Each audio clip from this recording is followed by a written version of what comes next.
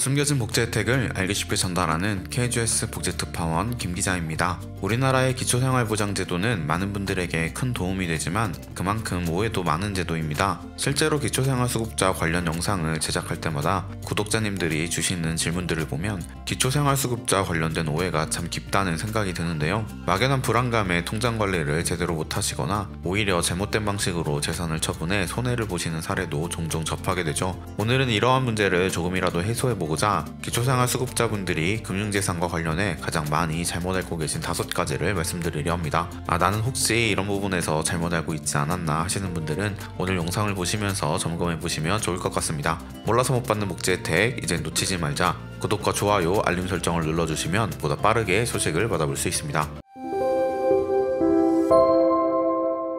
그동안 스마트폰 사용이 어려워서 고민하셨던 분들 주목해주세요. 시니어를 위한 스마트폰 활용 및 챗GPT 한 권이면 유튜브를 찾아 헤맬 필요도, 자식들에게 물어보느라 눈치를 볼 필요도 없습니다. 이 책은 스마트폰 기본 사용법부터 챗GPT 활용법까지 쉽게 따라할 수 있도록 정리되어 있습니다. 특히 유튜브 영상처럼 빠르게 지나가는 설명이 아닌 천천히 하나씩 따라할 수 있도록 자세히 구성되어 있어요. 실제 스마트폰 화면 크기로 된 이미지와 친절한 설명 덕분에 누구나 이해하고 활용할 수 있습니다. 또 35만 구독자를 보유한 시니어 정보 채널 걱정마 온빠에서 출간한 만큼 더욱더 신뢰가 가네요. 지금 QR코드와 더보기, 고정 댓글 링크를 통해 온라인에서 구매 가능하고 1월 14일부터는 서점에서도 만나보실 수 있습니다. 먼저 기초생활수급자분들이 가장 흔히 접하는 이야기 중 하나가 통장에 500만원 이상 쌓이면 수급 자격에서 떨어진다는 내용입니다. 그래서 수급비가 들어오면 재빨리 인출한 뒤 현금으로 보관하기도 하고 혹시라도 통장에 돈이 많이 남아 있으면 불안해하시죠. 그런데 사실 대부분의 경우 이 말은 맞지 않습니다.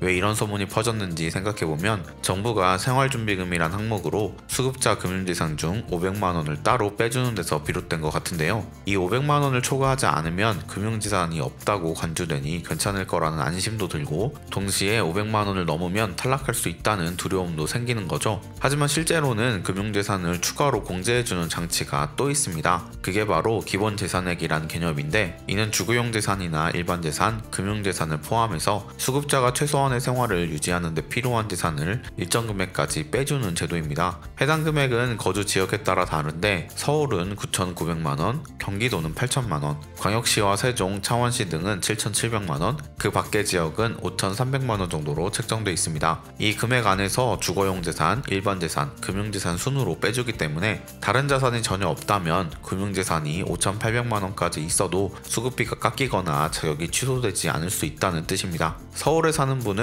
1억 400만원까지도 가능하죠. 물론 어떤 소득도 없다는 전제 아래서겠지만 그만큼 500만원을 넘겼다고 해서 모두가 탈락하는 건 아니라는 점을 기억하시면 좋겠습니다. 두 번째로 오해하시는 부분은 기준보다 큰 금액이 잠깐이라도 통장에 들어오면 바로 수급 자격에서 떨어진다는 겁니다. 이 부분도 실제로는 그렇지 않습니다. 정부가 수급자 통장 잔액을 확인하는 시점은 1년에 2번이고 그때 잔고를 단순히 그날 딱 찍어보는 게 아니라 조회 시점으로부터 3개월치 평균을 산정해서 평가합니다. 그래서 일시적으로 돈이 들어왔다가 곧바로 빠져나가도 평균으로 산출되기 때문에 500만원이든 그 이상의 기준이든 넘었다고 해서 자동으로 탈락되는 일은 생각만큼 흔치 않습니다. 보건복지부에서 기초수급자 현황 자료를 내놓은 걸 보면 수급자 절반 정도가 재산을 1,000만원 이하로 갖고 있고 80% 이상은 5천만원 이하라고 합니다. 그런데 기본재산액이 최소 5,300만원에서 최대 9,900만원이고 여기에 생활준비금 500만원까지 추가로 빼주면 실제로 계산상 영원재산으로 간주되는 경우가 많아집니다.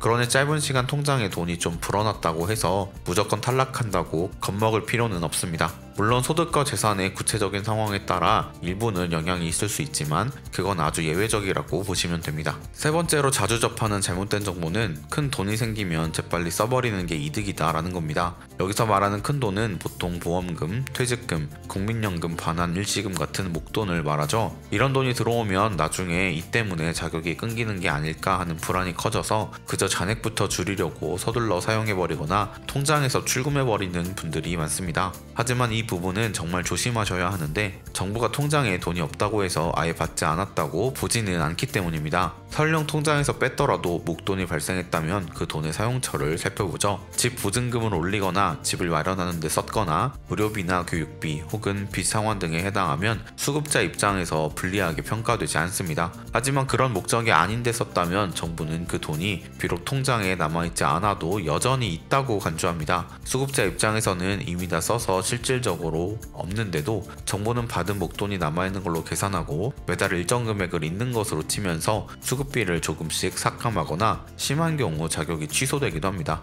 즉 현실적으로는 돈이 없는데 서류상으로는 계속 재산이 있는 상태가 되는 셈이죠. 그러니 목돈이 생겼을 때는 무조건 빨리 소진하는 게 능사가 아니라 어디에 어떻게 쓰는 게 최선인지 먼저 고려하고 가능한 한 주거비나 교육비, 의료비 같은 필수 항목에 쓰는 게 바람직합니다. 네 번째로는 다른 사람에게 빌린 돈은 당일에 갚아버리면 소득으로 안 잡힌다는 이야기가 있는데 이 역시 잘못된 관념입니다. 누군가에게 돈을 빌려서 통장에 입금됐다면 그게 얼마나 빠르게 빠져나갔든 소득으로 본다는 게 정부 입장입니다. 예를 들어 월급을 딱 받았다가 바로 다 써버렸다고 월급을 안 받은 게 아닌 것과 같은 원리죠. 게다가 정부가 통장 내역을 조회할 때는 입금 이력을 중심적으로 보기 때문에 빌린 돈이 들어온 사실 자체가 확인되면 사용처가 어디든 소득으로 간주됩니다. 그렇다면 타인에게 돈을 빌릴 때 무엇을 주의해야 하느냐가 문제인데 법원 지급명령이나 판결문, 화해 조정조사 같은 공식 문서에 의해 이건 사채나 법적 채무다라는 걸 증명할 수 있다면 소득으로 안 볼 수도 있습니다. 다만 일반인이 이를 구비하기는 쉽지 않고 그렇지 않은 이상 소득으로 안 보는 한도 내에서 빌리는 방법밖에 없는데요. 이 부분은 상황이 각자 다르기에 차후에 좀 더 구체적으로 다룰 기회를 마련해 보겠습니다.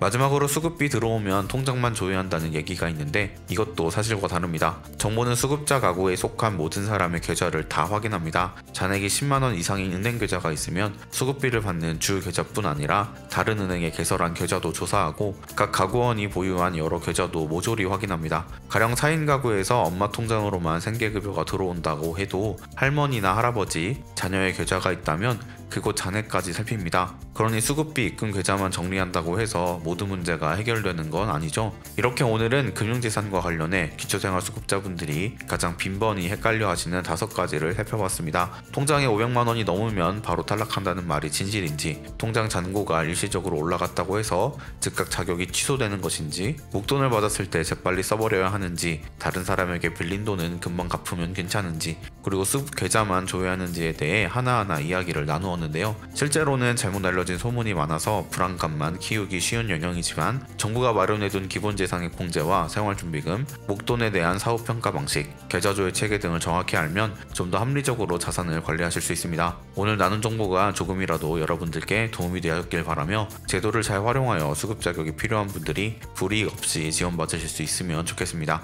혹시 더 궁금한 점이 있다면 언제든 댓글로 문의해주시고 제도가 필요한 분들에게 널리 알림으로써 주변에 도움이 필요한 분들이 혜택을 놓치지 않도록 함께 힘써주세요. 놓치는 혜택이 없도록 숨겨진 정보를 찾아 나서는 복지특파원, 저 김기자가 앞으로도 도움되는 소식 전달해드리도록 하겠습니다. 채널 구독과 좋아요, 알림 설정 부탁드리며 더 좋은 정보로 찾아뵙겠습니다. 지금까지 KGS 복지특파원 김기자였습니다.